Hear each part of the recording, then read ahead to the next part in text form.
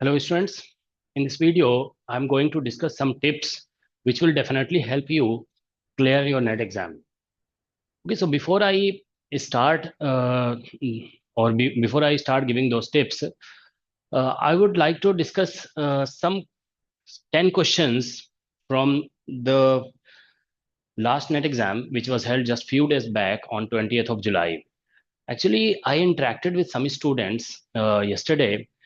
And after interaction with them, I realized that there is something fundamentally wrong with their approaches. Okay, so that's why I felt a need for making a video on this topic. All right, so let us first discuss some questions because after I discuss these questions on the basis of on the basis of the type of question that are being asked, okay, I'll discuss some tips. Okay, uh, for, for this exam actually. So let us start with some questions. Okay.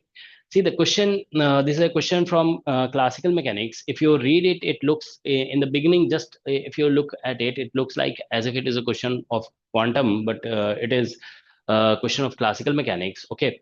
See the question says, a particle of mass m is subjected to potential. ये potential इसमें दिया हुआ है.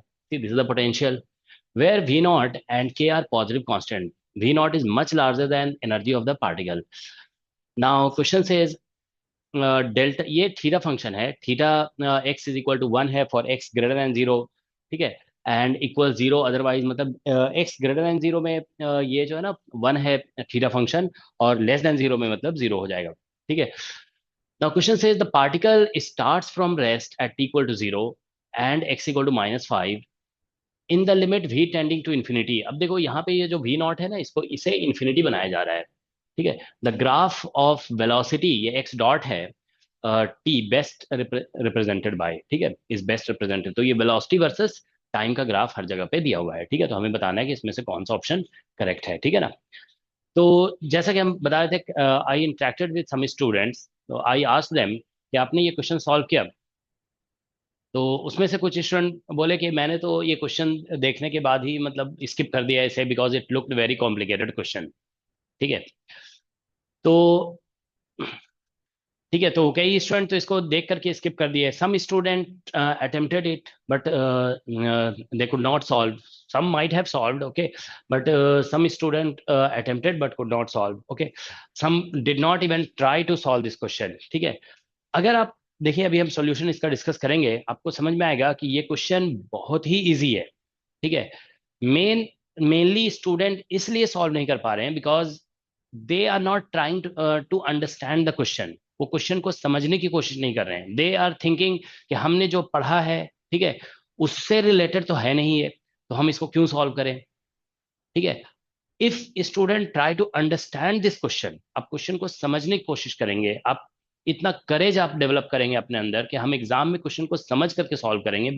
जरूरी नहीं है कि आप जो क्वेश्चन पढ़ कर गए हैं क्लास में पहले से एग्जैक्टली वही क्वेश्चन आ गया तभी आप सॉल्व करें. ठीक है. So if you try to understand this question, you will feel that, you will find that it is an extremely easy question. Okay.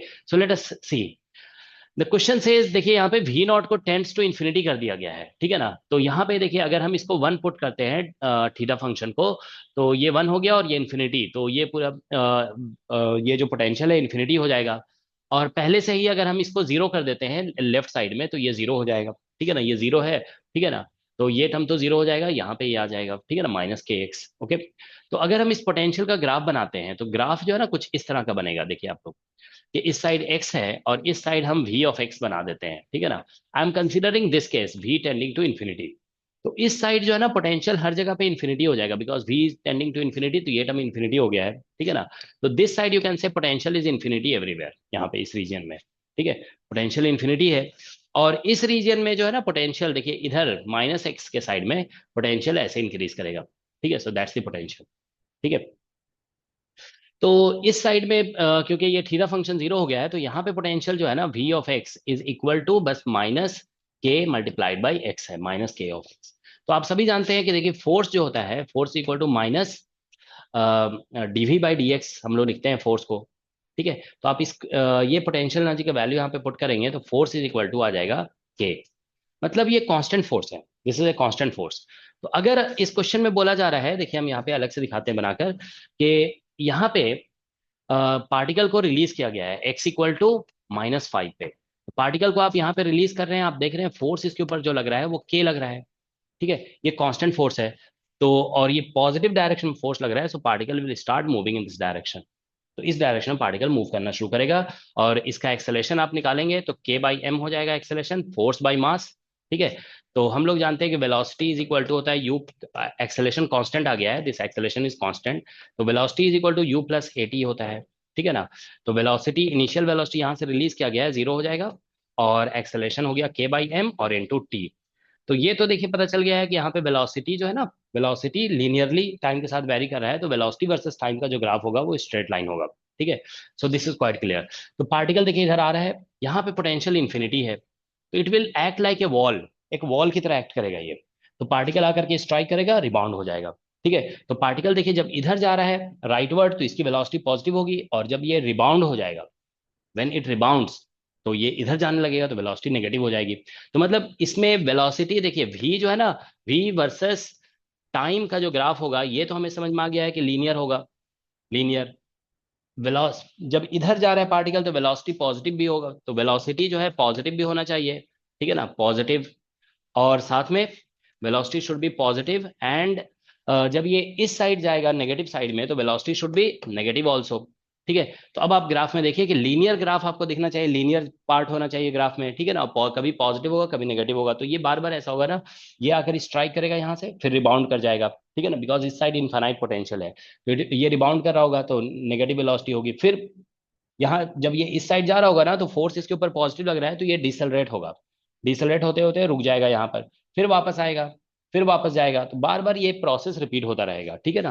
तो आप देखिए यहाँ पे कि ऐसा पॉजिटिव नेगेटिव दोनों हमें ग्राफ में चाहिए, तो पॉजिटिव नेगेटिव इसमें है, इसमें भी पॉजिटिव नेगेटिव है, इसमें ग्राफ कर्व्ड लाइन है, इसमें कर्व्ड लाइन है, और इसमें आप देखिए स्ट्रेट लाइन दिया हुआ है, तो इसीलिए इसका करेक्ट आंसर जो होगा वो ये हो जाएगा, this is the correct answer, ठीक है। तो अब आप देखिए कि ये क्वेश्चन को अगर हम समझने की कोशिश करते हैं, if you try to understand, ठीक है, तो इसमें बस इतना था ना कि इस साइड में जो पोटेंशियल एनर्जी होगा, ये थीटा फंक्शन तो 0 हो जा रहा है लेफ्ट साइड में, तो पोटेंशियल एनर्जी सिर्फ -kx है, और इससे फोर्स निकालना है, ये एवरी स्टूडेंट को, क्लास 12 के स्टूडेंट को ही पता होता है कि फोर्स निकालने के लिए पोटेंशियल एनर्जी को डिफरेंशिएट करते हैं, ठीक है। 11th 12th के स्टूडेंट को ये बताया जाता है, ठीक है। तो बस फोर्स, अब फोर्स कांस्टेंट हो गया, तो force constant then acceleration is constant, acceleration constant, तो आप v = u + at लगा सकते हैं, ठीक है। अब देखिए इसको अप्लाई करने से पता चल गया वेलोसिटी लीनियर होगा, ठीक है, वेलोसिटी इज लीनियर, ठीक है, मतलब हर जगह ग्राफ जो होगा वेलोसिटी वर्सेस टाइम का, वो लीनियर ग्राफ होगा, ठीक है। और बार बार यहाँ पे इनफाइनाइट पोटेंशियल है, so it will act like a wall, okay. तो बार बार पार्टिकल इस तरह से आकर के स्ट्राइक करेगा, रिबाउंड करेगा, फिर स्ट्राइक करेगा, रिबाउंड करेगा, ठीक है ना। तो वेलोसिटी जब स्ट्राइक करने के लिए आ रहा है राइट वर्ड, वेलोसिटी पॉजिटिव, जब वापस जा रहा है then velocity is negative, okay. So this is what is going to happen actually, okay. Okay, तो अब आपको देखिए क्वेश्चन का सॉल्यूशन पता चल गया, तो आपको लग रहा होगा कि really this question was easy, okay. लेकिन देखिए क्या है कि क्वेश्चन स्टूडेंट इस क्वेश्चन को स्टूडेंट, कई स्टूडेंट एग्जाम में इसलिए सॉल्व नहीं किया बिकॉज उनको लगा कि क्वेश्चन कॉम्प्लिकेटेड है, ठीक है। तो मेन देखिए यहाँ पे हमें कोशिश ये करना है, फर्स्ट टिप आपका ये है कि क्वेश्चन भले ही कॉम्प्लिकेटेड लगे, ठीक है ना, आप एक बार देखिए कि पूछा क्या गया है। क्वेश्चन में पूछा गया है कि वेलोसिटी वर्सेस टाइम। अब सोचो वेलोसिटी कहाँ पढ़ते हो आप, क्लास 11th में पढ़ते हो, velocity versus time graph class 11th में।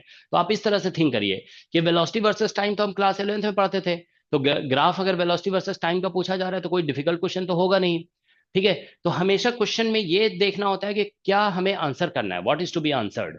कोई सिंपल सी चीज अगर पूछा गया है तो आप ध्यान रखें क्वेश्चन का प्रेजेंटेशन डिफिकल्ट भी होगा लेकिन उसका सॉल्यूशन इजी होगा, ठीक है। A simple question has been asked how velocity is varying with time, okay. So all the presentation looks complicated, okay, but question is quite simple, okay.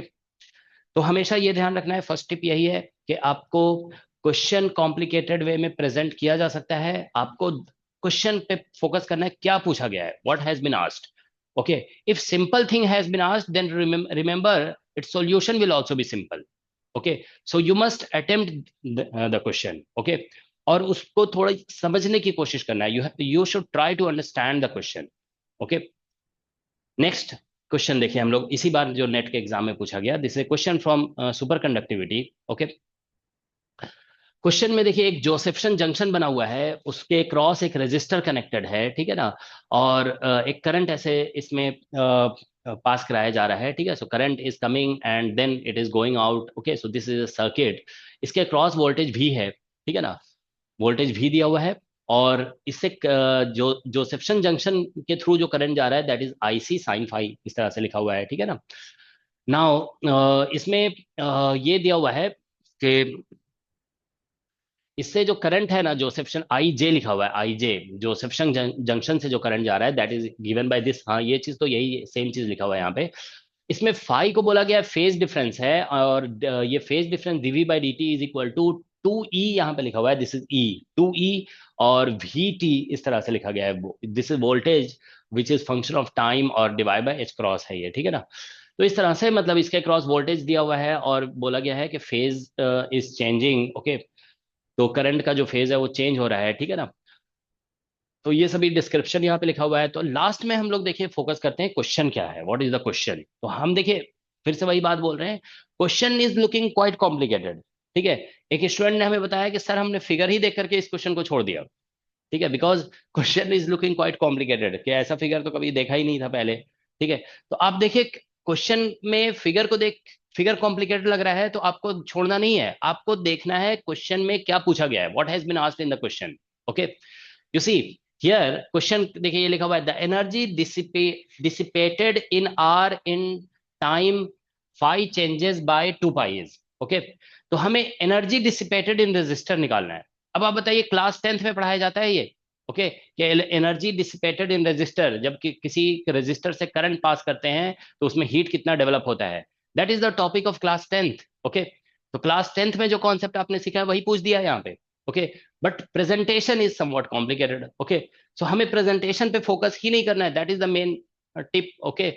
आपको ये ध्यान रखना है, ठीक है, कि क्वेश्चन में be presented in complicated way, but you have to focus कि what has been asked, if simple thing has been asked solution is going to be simple, okay. तो आप देखिए यहाँ पे सिंपल क्वेश्चन है ना, एनर्जी डिसिपेटेड, क्लास 10th में पढ़ते हैं तो आप डेफिनेटली इसका आंसर सिंपल होगा, ठीक है। तो देखिए क्लास 10th पे हम लोग पढ़ते थे कि एनर्जी डिसिपेटेड जो होता है वो आई स्क्वायर आर टी होता है, R T, I square R is resistance and time, T is time.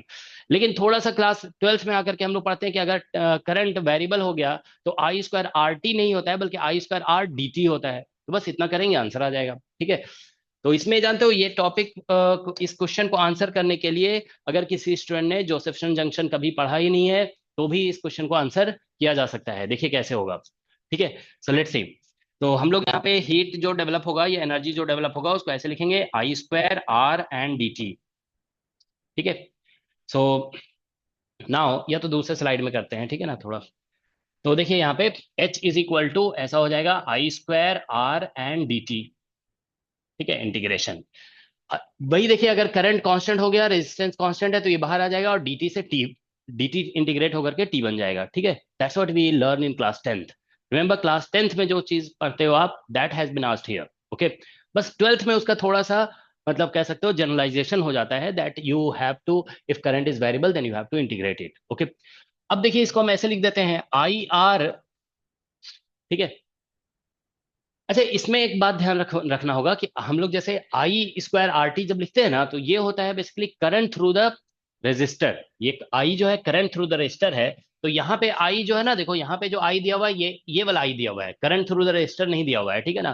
तो हम इसको करंट थ्रू द रेजिस्टर को मान लीजिए हम ऐसा कुछ लिख देते हैं यहाँ पे, let us call it I, let say I one लिख देते हैं इसको, आई वन। तो ये आई वन लिख दिया हमने, ठीक है ना।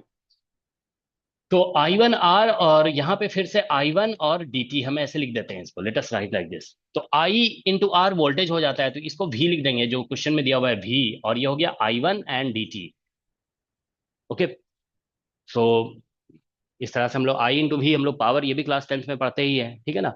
तो आई आर को भी लिख दिया गया है। अब आप देखिए यहाँ पे आई वन, तो इसमें ऐसा है कि इसमें आप देखिए कि इस तरह से शो किया गया है कि यहाँ से करंट आ रहा है आई, इधर चला गया आई जे, इधर आई जे चला गया, तो इधर जो है ना इसमें हम करंट को आई वन एज्यूम कर रहे हैं।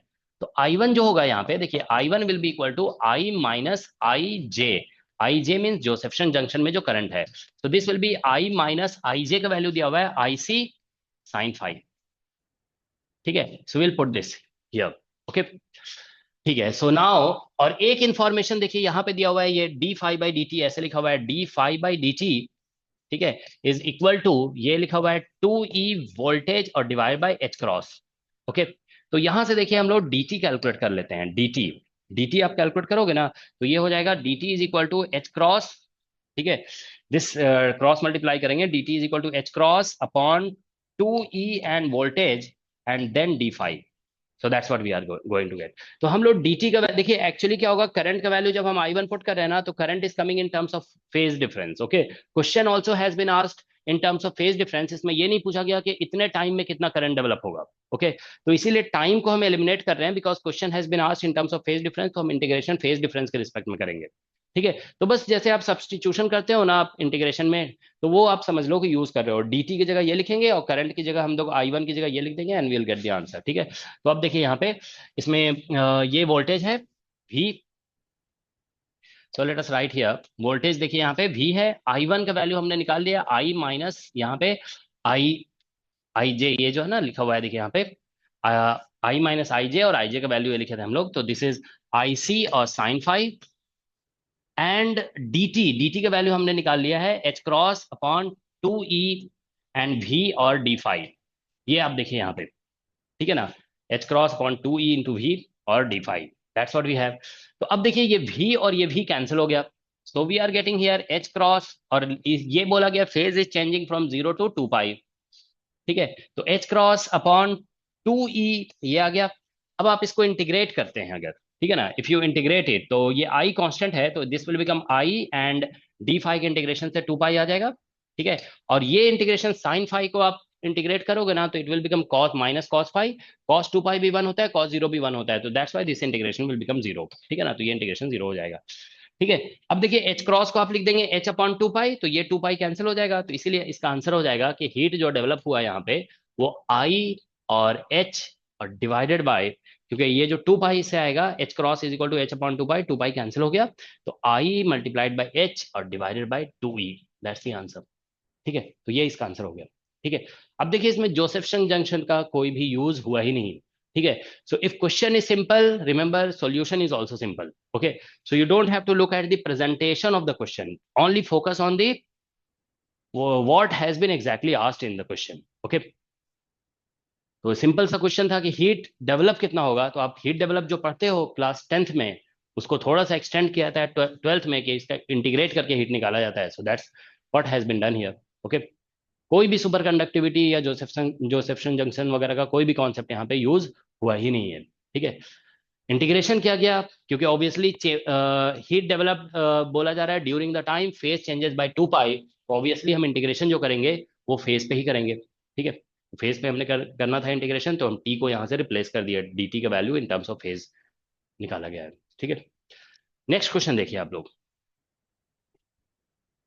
Alright, so now next question देखिए, इसमें लिखा हुआ है this was one of the easiest question. ठीक है, देखिए इसको तो हम यहीं पे बता देते हैं। ठीक है, एक सर्कुलर लूप है, ठीक है, और ये एक स्क्वायर लूप है, तो बोला जा रहा है इस सर्कुलर लूप से इस स्क्वायर लूप पे कितना टॉर्क लगेगा। ठीक है, तो देखिए क्या है कि ये जो सेपरेशन है ना, ये बहुत लार्ज दिया हुआ है, देखो यहाँ पे लिखा हुआ है कि R is much much larger than size of the loops. Okay, तो ये क्वेश्चन जो है ना वो एक्चुअल में ऐसा है, आप देखिए यहाँ पे कि ये एक सर्कुलर लूप है छोटा सा, ठीक है ना, इसमें करंट ऐसे जा रहा है, और यहाँ पे एक स्क्वायर लूप ऐसे रखा हुआ है। ठीक है, this is square loop something like this. Okay, इसमें करंट आप देखिए ऐसे दिया हुआ है, current is going like this. Okay, तो एक्चुअली इस सर्कुलर लूप को आप एक मैग्नेटिक डाइपोल मान सकते हो। ठीक है ना, तो दिस इसका मैग्नेटिक मोमेंट इधर होगा, this is the direction of its magnetic moment. Okay, ये डायरेक्शन ऑफ मैग्नेटिक मोमेंट है। ओके, तो ये हम लोग ये भी अगेन देखिए क्लास 12th लेवल का क्वेश्चन है। ठीक है ना, मैग्नेटिक मोमेंट का डायरेक्शन इधर है, तो इसकी वजह से बिकॉज ऑफ दिस सर्कल, ठीक है ना, यहाँ पे इसके लोकेशन पे जो मैग्नेटिक फील्ड आएगा ना वो इधर आएगा, this is the direction of magnetic field because of circle, ये सर्कल का मैग्नेटिक फील्ड है। ठीक है, इसका मैग्नेटिक मोमेंट को M1 बोल देते हैं। ठीक है, अब आप देखिए इसमें करंट ऐसे फ्लो कर रहा है, तो आप फिंगर ऐसे कर्ल करेंगे ना, तो इसका मैग्नेटिक मोमेंट इधर आएगा, this is direction of M2, ये स्क्वायर का मैग्नेटिक मोमेंट है। ऐसे ये ऐसे परपेंडिकुलर रखा हुआ है, तो फिंगर ऐसे कर्ल करोगे ना in the direction of current, तो थंब इधर जा रहा है, तो इसका मैग्नेटिक मोमेंट इधर है। ठीक है, तो ये जो डायरेक्शन है ना, ये डायरेक्शन देखिए इसमें y दिया हुआ है, this direction is y, okay, ये y डायरेक्शन है, और ये डायरेक्शन जो है माइनस z है, क्योंकि ऊपर को z लिखा गया है और ये y लिखा गया है। तो इस क्वेश्चन में देखिए टॉर्क हमको नहीं निकालना है, टॉर्क का डायरेक्शन पे क्वेश्चन है, क्योंकि आप ऐसे नोटिस करिए कि एक्स कैप दिया हुआ है, एक में माइनस एक्स कैप दिया हुआ है, एक में जेड कैप दिया हुआ है और एक जीरो दिया हुआ है, ठीक है ना। तो अगर हम सिर्फ डायरेक्शन पे फोकस कर लें तो आंसर आ जाएगा, ठीक है। तो देखिए यहाँ पे टॉर्क जो होता है, टॉर्क जो निकलेगा ना इस स्क्वायर लूप के ऊपर, वो हो जाएगा magnetic M2 across B of circle, ये जो सर्कल का मैग्नेटिक, मतलब ये स्मॉल मैग्नेटिक डाइपोल है। तो हम सिर्फ डायरेक्शन पे फोकस करें अगर, तो देखिए इसका मैग्नेटिक मोमेंट वाई कैप में है, ठीक है ना, और इसका मैग्नेटिक फील्ड जो है वो माइनस जेड कैप में है, ठीक है। तो बस इसको आप क्रॉस प्रोडक्ट कर देंगे, ठीक है, जैसे होता है जे क्रॉस के हम लोग आई लिखते हैं, ठीक है, तो this is coming out to be minus X cap, okay, तो ये इसका आंसर हो गया, ठीक है।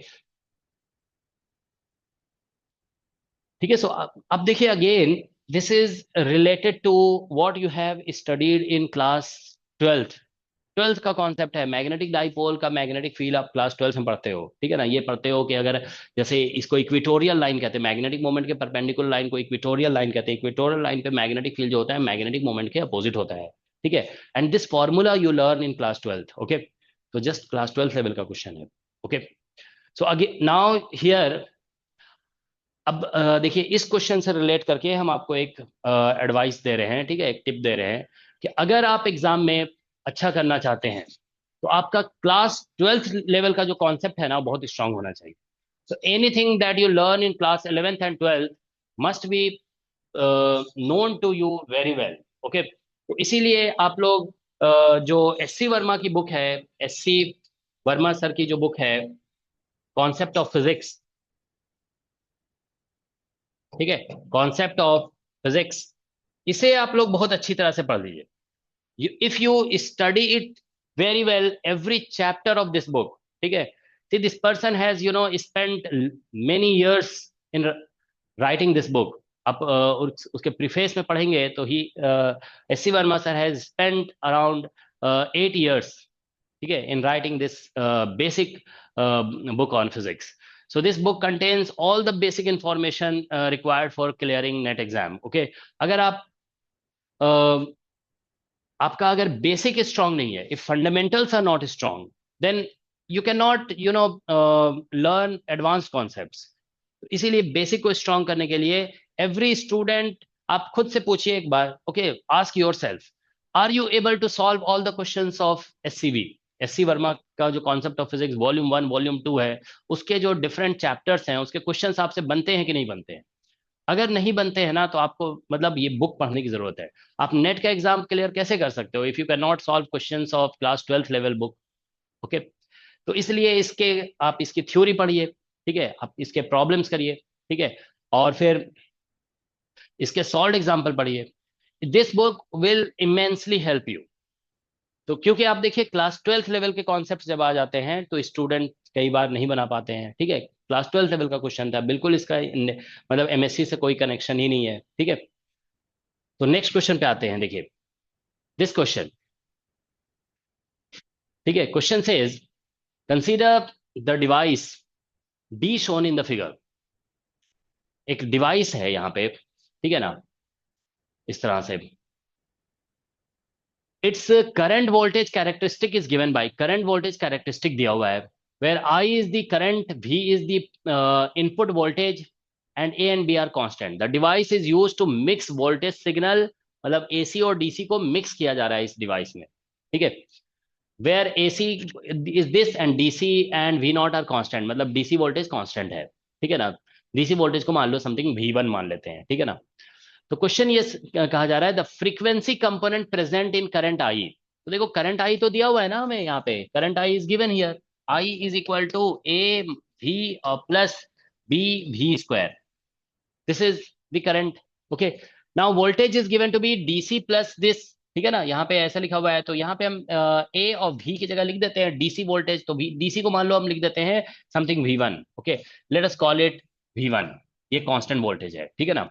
तो हम लोग यहाँ पे लिखेंगे तो ऐसा हो जाएगा V1 प्लस, देखिए V के वैल्यू हम लिख रहे हैं यहाँ से, V1 प्लस एसी वोल्टेज, ये हो गया V not and cos omega T, okay, plus B Here you see B and V square. V square is again this voltage, we'll put V plus V naught and cos omega T इसका whole square.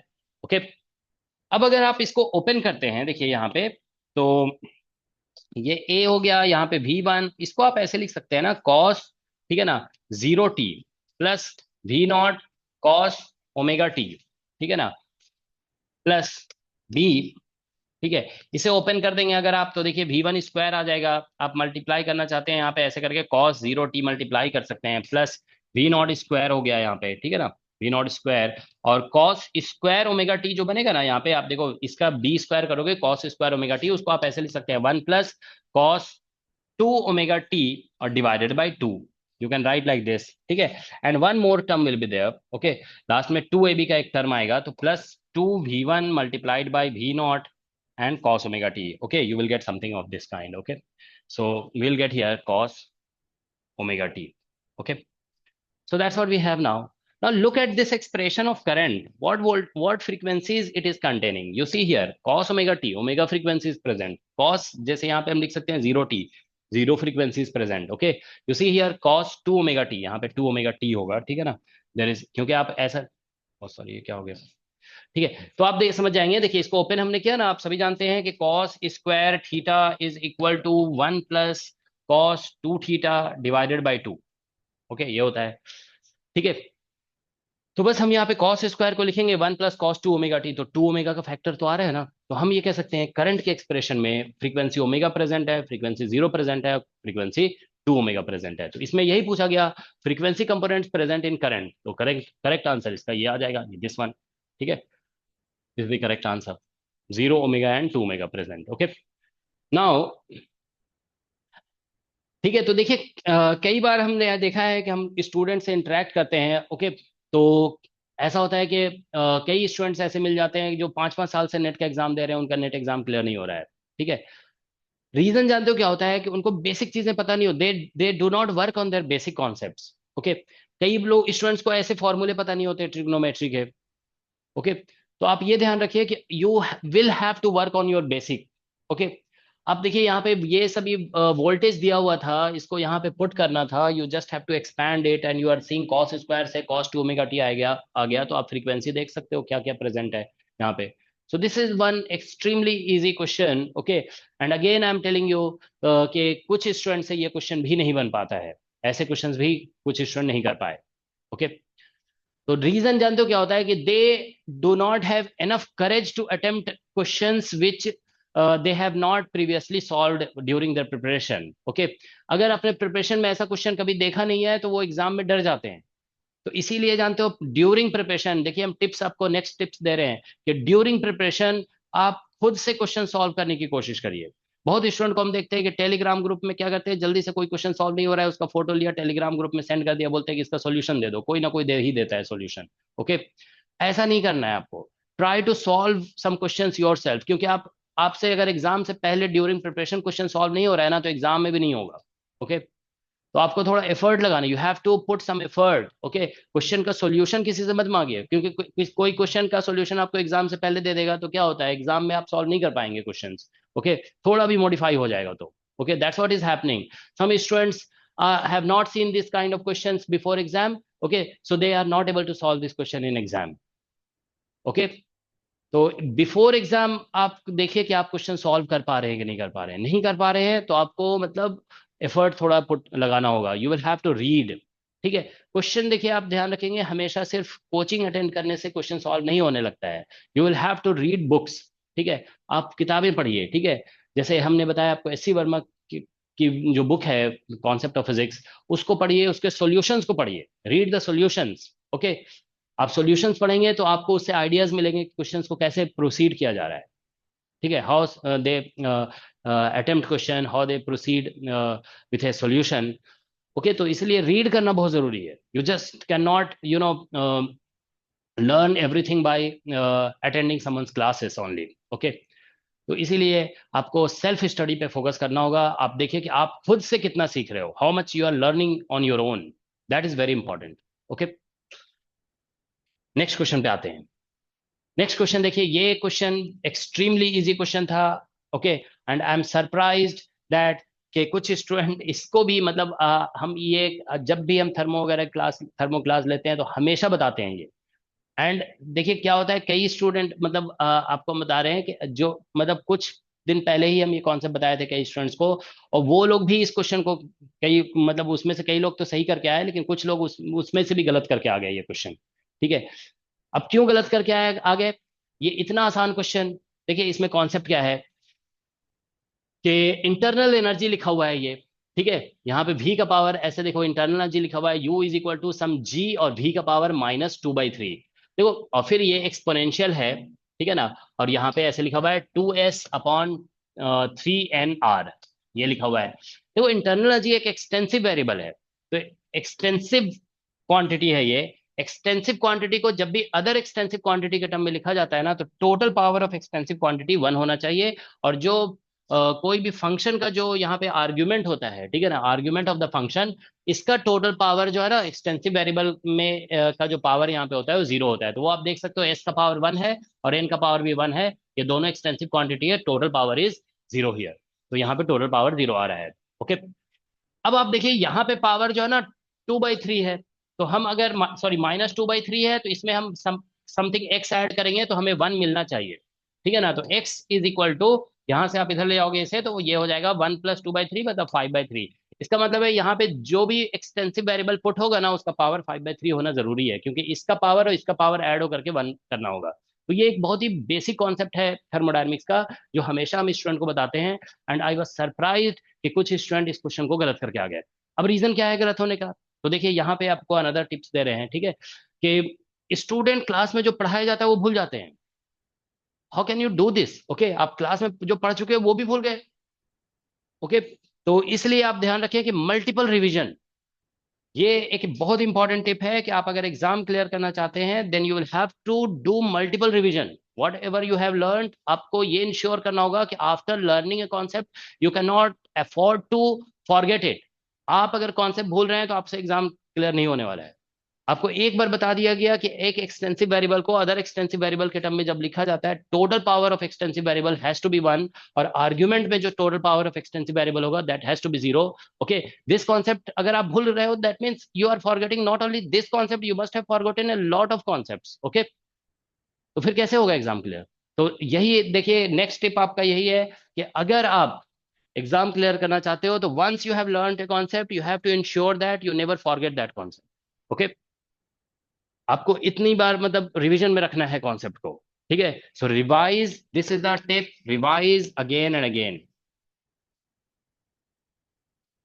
Again and again, multiple times आपको revision करना होगा।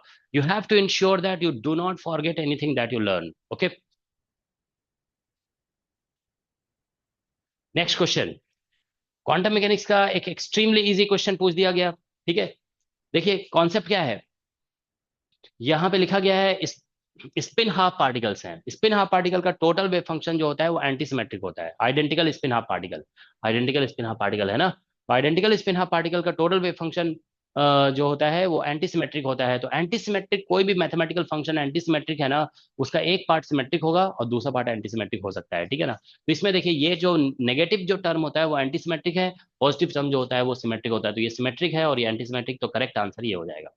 ठीक है, this was a very easy question. Okay, जो just जो आपने concept पढ़ते हो, ठीक है ना, उससे रिलेटेड क्वेश्चन है। ठीक है, ऑलराइट, तो इसीलिए देखिए कुछ कॉन्सेप्ट्स अगर आपको ध्यान में रखना जरूरी होता है। ठीक है, जैसे आपने यहाँ पे बताया गया है, और थोड़ा मैथमेटिकल अंडरस्टैंडिंग होना जरूरी है। ठीक है, कि आप ये तो ऐसे क्लास में डायरेक्ट बताया ही जाता है। ठीक है ना, देखिए कोई भी टर्म आप अगर ऐसे लिख देते हो a+b, और मान लो आपने लिख दिया यहाँ पे c-d, ठीक है ना, तो this is symmetric part, this is anti symmetric part. Okay, तो ये एक तरह से इवन पार्ट है और ये ऑड पार्ट है। ठीक है, तो बस ये चीज यहाँ पे नोटिस करना था। So this was again one extremely easy question from net exam. Okay, तो ठीक है, नाउ दिस वन, ठीक है, इस पे देखो, इस पे तो मतलब समझ लो कि ये तो हर स्टूडेंट से होना ही चाहिए। अब अगर ये क्वेश्चन किसी से नहीं हुआ है, ठीक है ना, तो इसका मतलब है कि अगेन यही कहा जा सकता है कि स्टूडेंट ने कॉन्सेप्ट को अच्छी तरह से रिवाइज नहीं किया है। ठीक है, again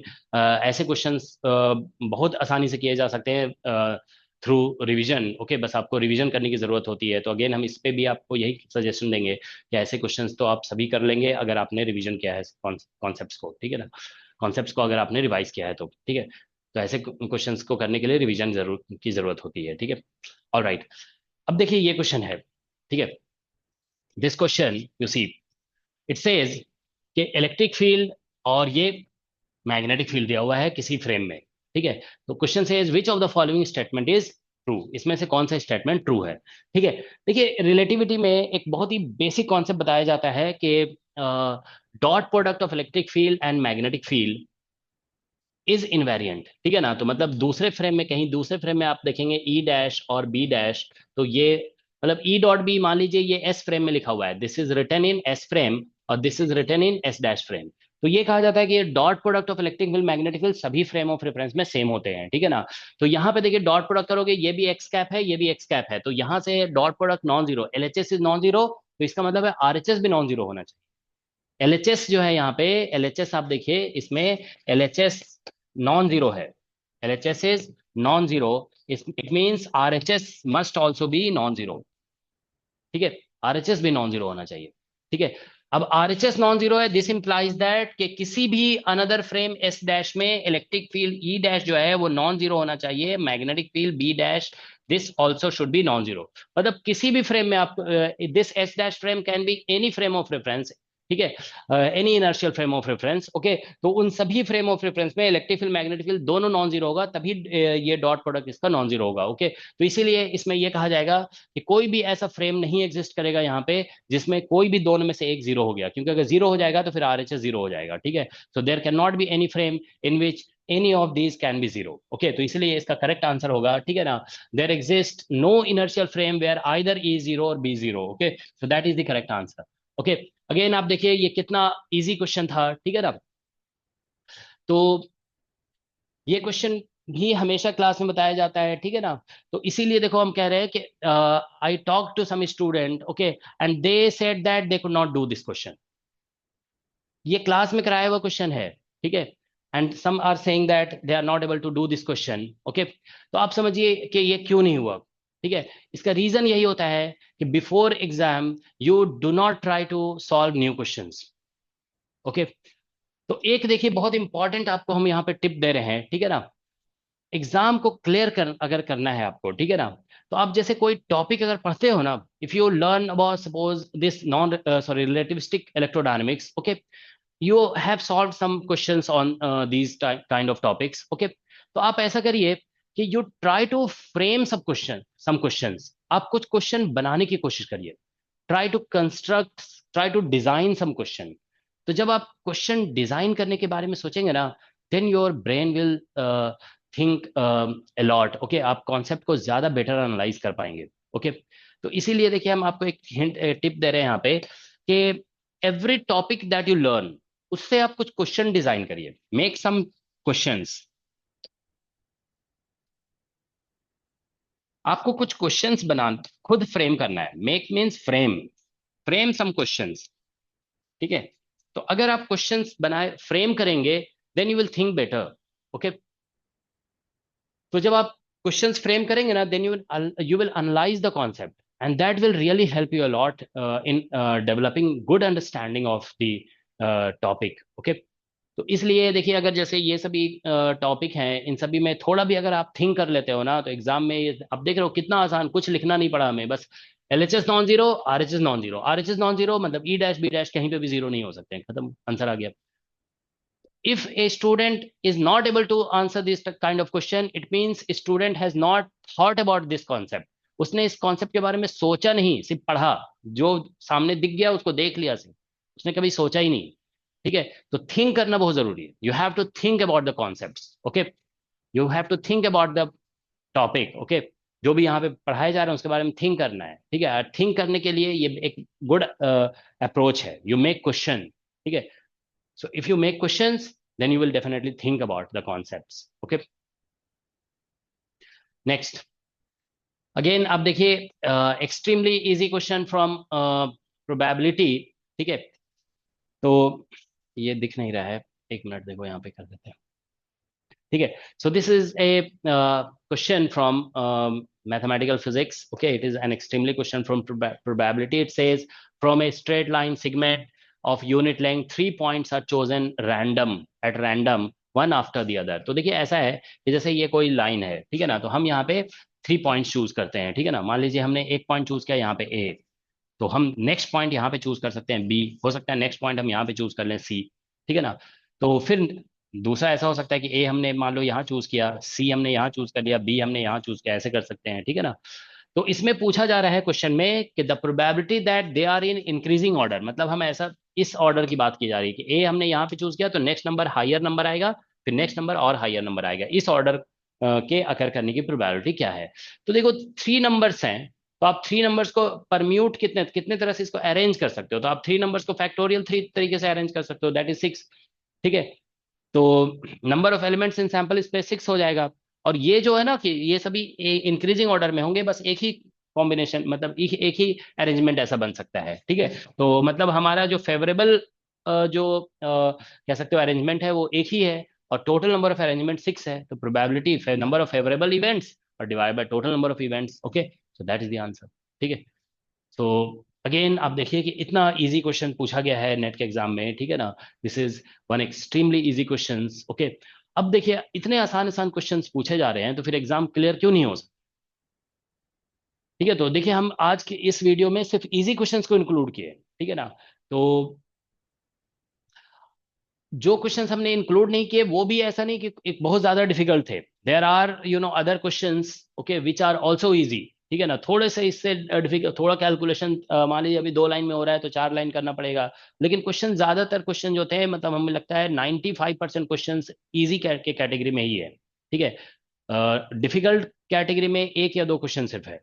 most of the questions are easy. Okay. तो इजी क्वेश्चंस पूछे जा रहे हैं, but even then if students are not able to solve questions, तो उसका एक ही रीजन होता है, प्रैक्टिस की कमी है. आप जानते हो क्या कर रहे हो, आप ऐसे सिर्फ प्रैक्टिस, आप पढ़ाई इस तरह से कर रहे हो कि आपको किसी ने सॉल्यूशन करा दिया कि ये क्वेश्चन ऐसे सॉल्व होता है, आप उसी को रिवाइज कर रहे हो. ठीक है.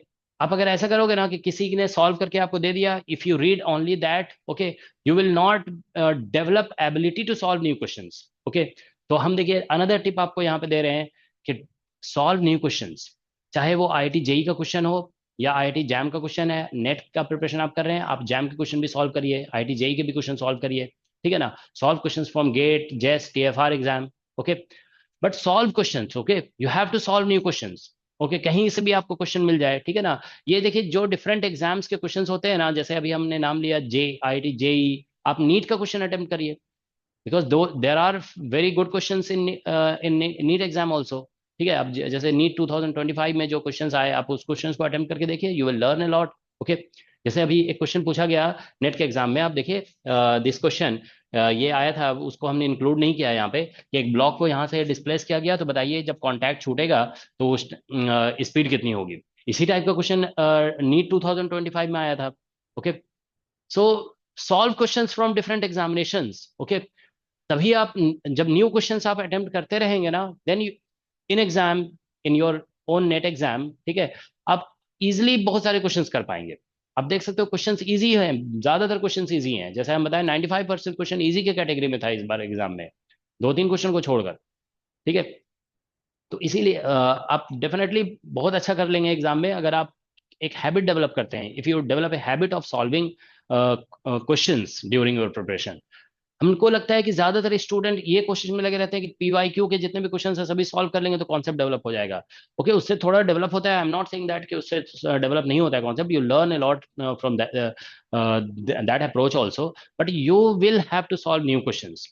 अब न्यू क्वेश्चंस के लिए बहुत सारे रिसोर्सेस हैं आपको, जैसे हमने बताया जेई के क्वेश्चन सॉल्व कर लीजिए, नीट के क्वेश्चन सॉल्व करिए, उससे जानते हो एक एक कॉन्फिडेंस डेवलप होता है. अब देखो ये सभी क्वेश्चन क्या है, जो क्लास 10th में जो प्रोबेबिलिटी पढ़ाया जाता है ना, क्लास 10th लेवल की प्रोबेबिलिटी है ये. ठीक है. ये क्वेश्चन जो पूछा गया नीट लेवल का क्वेश्चन है ये. ठीक है. आपको देखो हम स्टार्टिंग में जो दिखाए थे, ये जो क्वेश्चंस थे, ठीक है ना, जैसे ये हीट डेवलप कर, ये क्या है, क्लास 12th लेवल का क्वेश्चन है ये. ठीक है ना. This question class 12th level का क्वेश्चन है. ठीक है. तो आप क्लास 11-12 के लेवल के क्वेश्चंस को अगर कॉन्फिडेंटली सॉल्व कर पा रहे हैं, नेट का एग्जाम आप बहुत आसानी से कर लेंगे क्लियर. ठीक है. क्योंकि नेक्स्ट में बस एडिशनल कॉन्सेप्ट आप सीखते हो, ठीक है ना। जो कॉन्फिडेंस जो आप सीखते हो ना, द कॉन्फिडेंस जो आपके अंदर डेवलप होता है वो क्लास 11 12 लेवल के क्वेश्चन को सॉल्व करने से डेवलप होता है, ठीक है ना। मैक्सिमम बीएससी लेवल तक का क्वेश्चन कह सकते हो। एमएससी में तो कोई मतलब बहुत एडवांस्ड लेवल पे फिजिक्स चली जाती है, बट एग्जाम, नेट के एग्जाम में जो क्वेश्चन पूछा जा रहा है वो एडवांस लेवल का क्वेश्चन नहीं पूछा जा रहा है। नेट के एग्जाम में जो क्वेश्चन पूछा जा रहा है वो बहुत ही बेसिक क्वेश्चन पूछा जा रहा है। ओके, एमएससी लेवल की फिजिक्स का क्वेश्चन आता ही नहीं है नेट के एग्जाम में। वो तो जस्ट, जैसे आप देखो यहाँ पे जोसेफसन जंक्शन का कॉन्सेप्ट यहाँ पे यूज किया गया, बट क्वेश्चन का लेवल आप देखिए, level is quite easy. Concept MSc level का है, बट जो क्वेश्चन को की फ्रेमिंग जो है वो तो 12th लेवल का ही है ना। It is 12th level question. Okay, तो इसीलिए कॉन्फिडेंस अगर आपको डेवलप करना है ना, तो you will have to focus on your basic, ठीक है। जो बेसिक फिजिक्स है ना उस पर आप फोकस करिए, ठीक है।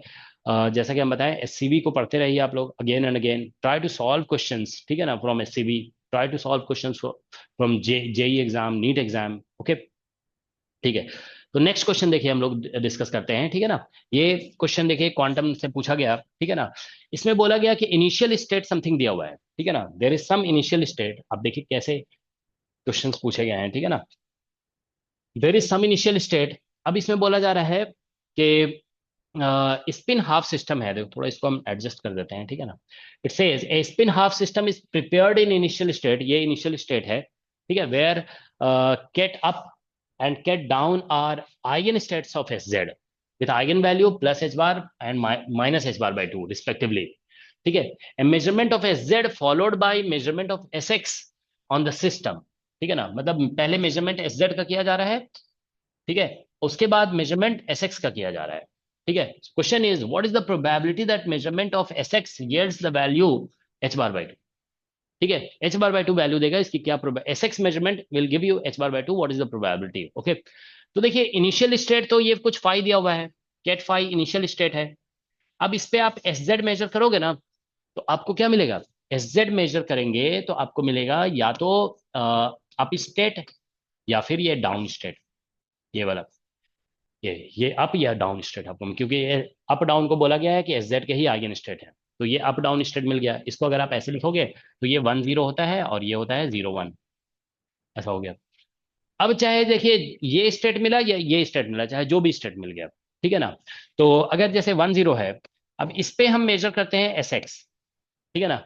तो एस एक्स, तो अगर क्वेश्चन में बोला जा रहा है कि what is the probability of getting H bar by to, तो अगर देखिए plus H bar by to अगर आउटकम मिल रहा है तो इसका मतलब जो फाइनल स्टेट होगा ना वो 1 1 हो जाएगा। नॉर्मलाइज करना है तो ऐसे कर देंगे, ठीक है ना। तो ये हो गया। तो अब देखिए इस स्टेट से इस स्टेट में जाने की प्रोबेबिलिटी पूछा जा रहा है, ठीक है ना। तो बस आपको क्या करना है, इन दोनों का इनर प्रोडक्ट लेकर के, ठीक है ना, स्क्वायर कर देना है। तो बस इनर प्रोडक्ट लोगे आप इसका, तो देखिए ऐसा हो जाएगा 1 0 और ये 1/√2 और ये 1 1, इसका मॉडुलस स्क्वायर, यही तो प्रोबेबिलिटी होता है। ट्रांजिशन प्रोबेबिलिटी देखिए इसमें बोला गया क्वेश्चन में कि एस जेड तो मेजर कर लिया गया, अब उसमें ये नहीं बताया गया क्या कौन सा स्टेट आया, अप स्टेट भी हो सकता है डाउन स्टेट भी हो सकता है, ठीक है। तो बोला जा रहा है कि एस जेड में को मेजर करने के बाद, ओके, हमने एस जेड मेजर किया, उसके बाद एस एक्स अगर मेजर करते हैं तो एस एक्स मेजरमेंट में एच बार बाई टू आने की प्रोबेबिलिटी, तो हमने मान लिया कि एस जेड मेजर किया तो ये 1 0 स्टेट मिला है, ठीक है ना। तो अब इस स्टेट पे हम एस एक्स मेजर करेंगे तो एच बार बाई टू अगर आउटकम आ रहा है तो फाइनल स्टेट ये होगा, this is the eigen state of S x operator. Okay, तो बस आप इसको मल्टीप्लाई कर देंगे, ठीक है ना। मल्टीप्लाई करेंगे तो देखो 1 1 से मल्टीप्लाई होगा 1 हो जाएगा, 1 0 से मल्टीप्लाई होगा 0 हो जाएगा, तो दिस विल गिव यू 1/√2, 1/√2 का स्क्वायर करोगे तो 1/2 आंसर आ जाएगा, ठीक है ना। दैट्स द आंसर, ठीक है। Again you see this is a question which is discussed in every class, ठीक है ना। क्वांटम की क्लास में डिस्कस होता ही है ये क्वेश्चन, ठीक है। क्लास नोट्स का क्वेश्चन है बिल्कुल, ठीक है। लेकिन अगेन जैसा कि हम बता रहे हैं कि definitely some student answered it correctly, some student couldn't answer it, okay. Reason कि वो पढ़े थे क्लास में बट भूल गए थे, ओके। तो आप तो ये हर स्टूडेंट को पता होना चाहिए कि एस जेड आइगन स्टेट में चाहे वो अप स्टेट हम लेकर के सॉल्व किए, अगर हम डाउन स्टेट भी लेकर के सॉल्व करते तो आंसर यही आता।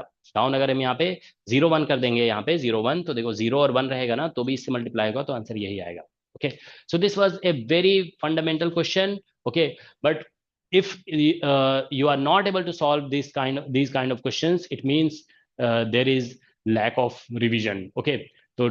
तो अगेन हम जैसा कि आपको प्रीवियस क्वेश्चन में रिवीजन टिप दिए थे, यही टिप्स होगा, revise, focus on revising, okay, revision करना है आपको अगेन एंड अगेन, ठीक है।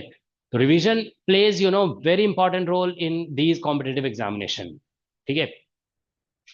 नेक्स्ट क्वेश्चन पे आते हैं, ठीक है। देखो this is a question from mathematical physics. इस क्वेश्चन में क्या था कि बोला गया है there is a polynomial P N be a polynomial of degree N with real coefficients. ये रियल कोफिशिएंट दिया हुआ है एन इक्वल टू 0 1 2 3 है, और ये इसका मतलब ऑर्थोगोनलिटी कंडीशन दिया हुआ है। तो बोला जा रहा है then P one is equal to, P one इसमें कौन सा होगा ये बताना है, ठीक है ना। See again this is a not PN, generally हम लोग लीजेंड्रे पोलिनोमियल के लिए यूज करते हैं, बट ये लीजेंड्रे पोलिनोमियल नहीं है, क्योंकि लीजेंड्रे पोलिनोमियल में आप जानते हो ना ऑर्थोगोनलिटी कंडीशन में लिमिट जो होता है -1 से +1 होता है, ठीक है ना। ये लीजेंड्रे पोलिनोमियल नहीं है, it is some other polynomial, okay, ठीक है। देखिए ये question slightly a little new question है, ठीक है। तो ए लिटिल न्यू क्वेश्चन जैसे ही स्टूडेंट देखते हैं they think oh new question है, कैसे, how how can I solve it. तो फिर से वही बात आती है, ठीक है। Solve new questions during your preparation. किसी से सॉल्यूशन मत मांगो, don't ask solution on Telegram group, okay. नहीं सॉल्व हो रहा है, think think again and again, okay. और नहीं सॉल्व हो रहा है ना, तो आप देखो कि उससे रिलेटेड, देखो इसमें टिप आपको दे रहे हैं हम, ठीक है ना, कि जब भी कोई क्वेश्चन सॉल्व नहीं हो then go back and read the theory, theory को पढ़िए, उससे रिलेटेड आप कहीं ना कहीं से कुछ पढ़िए, किसी से सॉल्यूशन मांगने से अच्छा है, ठीक है ना। अब देखो यहाँ पे कुछ ऑर्थोगोनलिटी कंडीशन वगैरह है, ठीक है, तो आप अपनी बुक निकालिए, ऑर्थोगोनलिटी कंडीशंस वगैरह को एक बार रिवाइज करिए, ठीक है ना।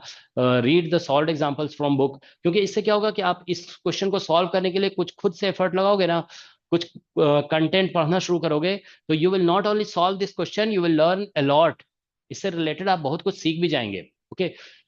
तो ये क्वेश्चन अगेन हमने जैसा कि हम बताया, कुछ student, some student could solve this question but some student couldn't solve it, okay. देखिए कितना आसान क्वेश्चन था ये, ठीक है। देखिए क्या था, ये P1 दिया हुआ है यहाँ पे हर जगह पे, हम ऐसा करते हैं n और m दोनों की जगह 1 पुट कर देते हैं, तो ये आ जाएगा यहाँ पे हमारे पास 2 to 4, और यहाँ पे P1 का स्क्वायर और dx, दिस शुड बिकम, यहाँ पे क्रोनिकल डेल्टा है, 1 1 करेंगे तो ये 1 आ जाएगा, ठीक है ना। m और n जब इक्वल होंगे तो 1 हो गया। तो इसका मतलब ये है कि ये क्वेश्चन ये कह रहा है कि ये सभी जो P1 वो करेक्ट P1 होगा जिसको, जिसका स्क्वायर करके हम इंटीग्रेट करेंगे ना, तो हमें 1 मिलना चाहिए। तो देखते हैं फर्स्ट ऑप्शन को चेक करते हैं, ठीक है ना। फर्स्ट ऑप्शन, तो फर्स्ट ऑप्शन में P1 इतना दिया हुआ है, तो हम इसका स्क्वायर करके यहाँ पे पुट करते हैं। देखो हम एलएचएस को चेक कर रहे हैं, आरएचएस लाने के लिए, ठीक है ना। तो एलएचएस को चेक करेंगे, ठीक है ना। तो देखिए यहाँ पे इसका स्क्वायर करोगे ना, तो हम ऐसे फर्स्ट ऑप्शन को चेक करने से पहले 3 - x की जगह हम सम t पुट कर देते हैं, ठीक है ना। ये जो 3 - x है ना, I am going to put t। तो देखिए यहाँ पे क्या होगा कि x, चलो यहाँ तो t आ जाएगा, उसका फिर स्क्वायर करेंगे यहाँ पे, तो ये बन जाएगा 3/2। देखो ये स्क्वायर करोगे तो रूट खत्म हो जाएगा, 3/2, और यहाँ पे हो जाएगा t²। और इसको डिफ्रेंशिएट करोगे ना, तो देखो यहाँ से d -dx is equal to dt आ जाएगा। तो मतलब dx की जगह हम यहाँ पे -dt पुट कर सकते हैं, we can put like this -dt। और लिमिट देखिए, लोअर लिमिट 2 था यहाँ पे, तो यहाँ पे 2 पुट करोगे ना, तो 3 - 2 1 हो जाएगा लोअर लिमिट, और अपर लिमिट 4 है, 4 पुट करोगे तो ये -1 हो जाएगा। तो एलएचएस देखिए हम लोग कैलकुलेट कर रहे हैं, ठीक है ना।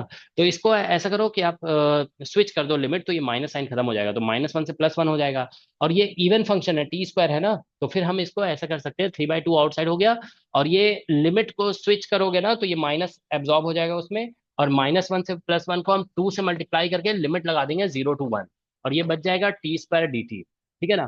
तो आप देखिए 2 2 कैंसिल हो गया, ये 3 बच गया यहाँ पे, और इसको इंटीग्रेट करोगे तो 1/3 आ जाएगा, 3 3 कैंसिल, तो आंसर 1 आ गया, ठीक है। अब देखिए कि हमें यही तो प्रूव करना था कि P1² should be equal to 1, तो हम फर्स्ट ऑप्शन को अटेम्प्ट किया, और फर्स्ट ऑप्शन में ही P1² का इंटीग्रेशन जो है ना 1 आ गया, तो इसका मतलब है कि इसका फर्स्ट ऑप्शन ही करेक्ट होगा, ठीक है।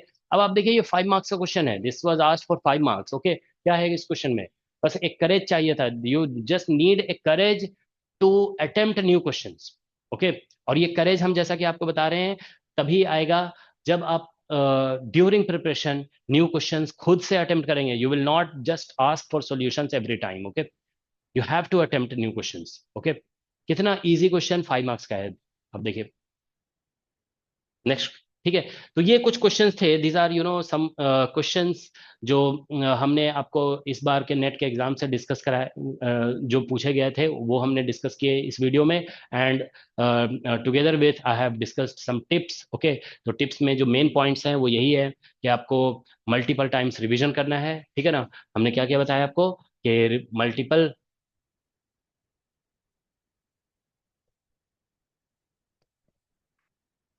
Multiple revision, frame questions.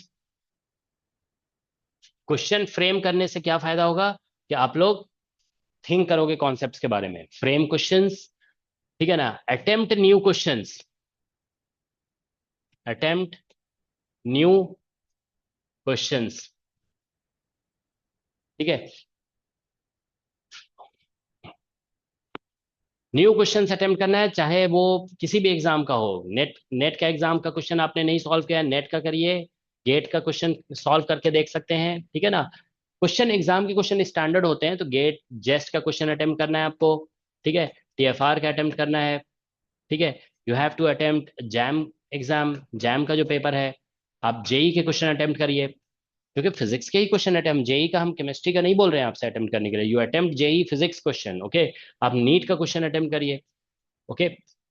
Physics का क्वेश्चन कहीं से भी मिले, okay, you have to attempt those questions, okay. इससे आप, क्योंकि आप देखिए नेट के एग्जाम में कई ऐसे क्वेश्चंस पूछे जा रहे हैं जो क्लास 11 12 का है। 11 12 का क्वेश्चन देखिए, हम आपको जैसे बता रहे हैं, सॉल्व इसलिए सिर्फ नहीं करना है कि 11 12 के क्वेश्चंस आते हैं एग्जाम में। 11 12 लेवल के क्वेश्चन सॉल्व करने से आपके अंदर कॉन्फिडेंस आएगा और कॉन्सेप्ट स्ट्रांग हो जाएगा। Once your concept becomes strong, MSc BSc level के जो क्वेश्चंस होते हैं ना, वो those are just a little extension of class 11 12। वो उसमें कॉन्सेप्ट नया ऐड करके कैलकुलेशन जो होता है ना, वो लिंक्ड होता है क्लास 11 12 लेवल टाइप के ही कैलकुलेशन से, ठीक है। मोस्ट ऑफ द क्वेश्चन में ऐसा ही होता है, ठीक है। तो इसीलिए आप लोग इन सभी एग्जाम के क्वेश्चंस को भी अटेम्प्ट करके देख सकते हो, ठीक है। Okay, there was a physicist who got Nobel Prize. His name was Ginsberg. Okay, उनकी बायोग्राफी एक बार हम पढ़ रहे थे, तो उन्होंने अपनी बायोग्राफी में बताया कि during when he was in class 11 12 और मतलब इसी कॉलेज टाइम, अपने कॉलेज टाइम के बारे में उन्होंने लिखा है कि ही मतलब रशिया में वहाँ पे कुछ मतलब कह सकते हो कि अनयूजुअल सिचुएशंस थे। There some war was going on, okay, so he was not able to practice lots of physics problems. So that's why he always feared physics के problem से उनको हमेशा पूरे लाइफ डर लगता रहा। Although he got Nobel Prize for his work with Landau, okay, super conductivity में उनको नोबेल प्राइज मिला था। बट उन्होंने इस बात को मेंशन किया है कि because during college time, during 11 मतलब हायर सेकेंडरी टाइम और college time, he did not practice enough problem, so he always feared physics से उनको मतलब हमेशा डर लगता था, ठीक है। But although he feared, but he kept on working and finally got Nobel prize, okay. लेकिन देखिए मतलब हम इस बात को बताना चाहते हैं कि वो भी इस बात को हाईलाइट कर रहे हैं कि प्रॉब्लम जो बेसिक लेवल पे प्रॉब्लम सॉल्विंग है वो कितना इंपॉर्टेंट है, ओके। ठीक है, सो दैट इस वीडियो में ये बेसिक हमने आपको टिप्स बताए, ठीक है ना। जो आप इसको फॉलो करेंगे तो डेफिनेटली आप एग्जाम को क्लियर कर पाएंगे, ठीक है। तो जस्ट एक चीज हम मेंशन करते हैं कि अभी जैसे सितंबर का बिगिनिंग है, ओके, तो सितंबर अक्टूबर, these 2 months I am going to frame some very important questions, ठीक है। तो जैसे हम आपको बोले थे ना कि क्वेश्चन फ्रेम करिए, तो I will frame some important questions keeping NET exam, NET जो दिसंबर का एग्जाम है, ठीक है। नेट दिसंबर के एग्जाम को हम ध्यान में रखते हुए 2 मंथ्स के लिए तक हम वर्क करेंगे, ठीक है, ऑन प्रॉब्लम्स जो इंपॉर्टेंट हो। मतलब सम प्रॉब्लम्स में भी इजी, आप देख रहे हो ना एग्जाम में इजी भी होते हैं, तो इंपॉर्टेंट क्वेश्चंस हम फ्रेम करेंगे जो एग्जाम में आपको हेल्प करेगा। And I will start in A batch, a new batch on problem solving, okay. और ये बैच स्टार्ट होगा अभी सितंबर अक्टूबर है, ठीक है। 1 नवंबर से स्टार्ट करेंगे, 1 नवंबर। 1 नवंबर से एक न्यू बैच स्टार्ट करेंगे, new on problem, new batch, ठीक है, ऑन प्रॉब्लम सॉल्विंग, ठीक है। तो इसमें बहुत रिगरसली प्रॉब्लम सॉल्विंग की प्रैक्टिस कराई जाएगी, न्यू क्वेश्चंस होंगे, ठीक है ना। तो आप लोग 1 नवंबर के आसपास इसे ज्वाइन कर सकते हैं, ठीक है। So that's all in this video, ठीक है। I hope this video will help you achieve your goal. Thank you for watching.